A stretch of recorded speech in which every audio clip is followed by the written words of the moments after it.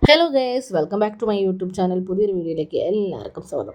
ഇതേ അപ്പോൾ നമ്മളിന്നൊരു beetroot മെഴുക്കുവരട്ടിയുടെ recipe ആയിട്ടാണ് വന്നേക്കുന്നത്. അപ്പോൾ നമുക്ക് വീഡിയോയിലോട്ട് പോകാം. അപ്പോൾ അതെ ഇതുപോലെ ഞാനൊരു ബീട്രൂട്ട് എടുത്തിട്ട് ഇതേ അളവിൽ കട്ട് ചെയ്തെടുത്തിട്ടുണ്ട്. പിന്നെ ഒരു സവാള ഇതുപോലെ സ്ലൈസ് ചെയ്ത് വെച്ചിട്ടുണ്ട്. പിന്നെ നമ്മൾ ആവശ്യത്തിന് 2 പച്ചമുളകുമാണ് എടുത്തേക്കുന്നത്. ഇനി നമുക്ക് ലോ ഫ്ലെയിമിൽ വെച്ചാണ് കുക്ക് ചെയ്യാൻ പോകുന്നത്. ഇതുപോലൊരു ചട്ടി അടുപ്പത്ത് വെച്ചിട്ട് ചട്ടി ചൂടായി വരുമ്പോഴത്തേക്ക് നമുക്കതിലോട്ട് നിങ്ങൾ എന്ത് ഓയിലാണോ യൂസ് ചെയ്യുന്നത് അത് നിങ്ങൾക്ക് ആഡ് ചെയ്യാം. ഞാനിവിടെ വെളിച്ചെണ്ണയാണ് എടുത്തേക്കുന്നത്. എണ്ണ ഒന്ന് ചൂടായി വരുമ്പോഴത്തേക്ക് നമുക്കിതിലോട്ട് 1 ടീസ്പൂണോളം കടുക് ഇട്ട് കൊടുക്കാം കേട്ടോ.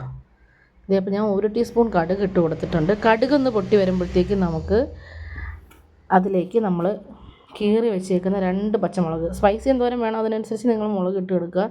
ഞാൻ ഒരു 2 പച്ചമുളക് ഇട്ട് കൊടുത്തിട്ടുണ്ട്. ഇനി നമുക്കതിലേക്ക് സ്ലൈസ് ചെയ്ത് വെച്ചേക്കുന്ന സവാള ആഡ് ചെയ്ത് കൊടുക്കാം. എന്നിട്ട് ഇതിനെ ഒന്ന് നന്നായിട്ട് വഴറ്റിയെടുക്കാം.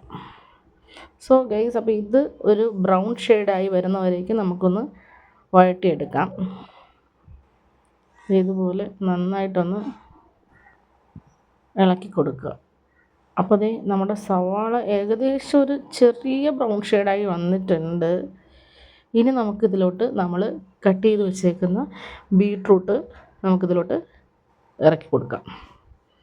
അപ്പോൾ ഈ ഒരു അളവിലാണ് ഞാൻ കട്ട് ചെയ്തെടുത്തേക്കുന്നത്. നിങ്ങൾക്ക് എങ്ങനെയാണെന്ന് വെച്ചാൽ ആ ഒരു രീതിയിൽ കട്ട് ചെയ്തെടുക്കാം.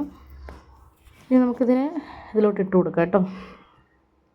അപ്പോൾ നമ്മൾ എല്ലാ ബീട്രൂട്ടും ഇതിലോട്ട് ഇട്ട് കൊടുത്തിട്ടുണ്ട്. ഇനി ഇതിനെ രണ്ടും കൂടെ ഇട്ട് നന്നായിട്ട് മിക്സ് ചെയ്തെടുക്കാം, നന്നായിട്ട് വഴറ്റിയെടുക്കാം.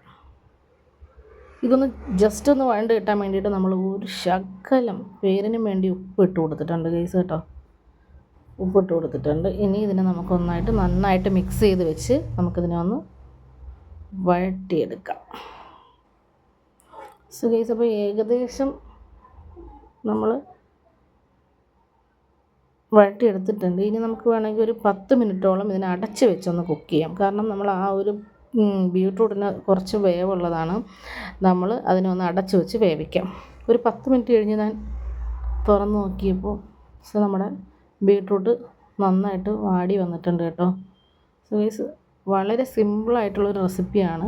ഇതിലിനി നമ്മൾ ചെയ്യാൻ പോകുന്നതെന്ന് വെച്ചാൽ ഒരു 1/4 ടീസ്പൂൺ മഞ്ഞൾപ്പൊടി ഇട്ട് കൊടുക്കാം. 1/4 ടീസ്പൂൺ മഞ്ഞൾപ്പൊടിയും പിന്നെ സ്പൈസിക്ക് വേണമെങ്കിൽ നമ്മൾ ക്രഷ് ചെയ്ത് വെച്ചേക്കുന്ന മുളകിനെ നമുക്ക് ഇട്ട് കൊടുക്കാം. അത് നിങ്ങൾക്ക് സ്പൈസി ആവശ്യമുണ്ടെങ്കിൽ മാത്രം.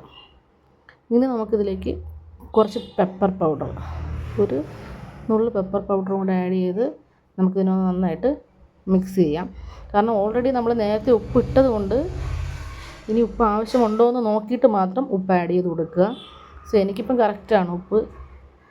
സോ ഇത് എല്ലാവർക്കും, ഒരുപാട് പേർക്കും ബീട്രൂട്ട് ഇഷ്ടമല്ല തോരൻ വയ്ക്കുന്നത്. സോ ഇങ്ങനെ മെഴുക്ക് പുരട്ടി കഴിച്ചു നോക്കുക ഗൈസ്. തീർച്ചയായിട്ടും വലിയവർക്കും ചെറിയ കുഞ്ഞുങ്ങൾക്കും ഒക്കെ ഒരുപോലെ ഇഷ്ടപ്പെടുന്ന ഒരു റെസിപ്പിയാണ്. സോ നമ്മുടെ ബീട്രൂട്ട് മെഴുക്ക് പുരട്ടി ഇവിടെ റെഡി ആയിട്ടുണ്ട്. ഇതാട്ടോ നമ്മുടെ ബീട്രൂട്ട് മെഴുക്ക് പുരട്ടിയുടെ ഫൈനൽ ലുക്ക് എന്ന് പറയുന്നത്.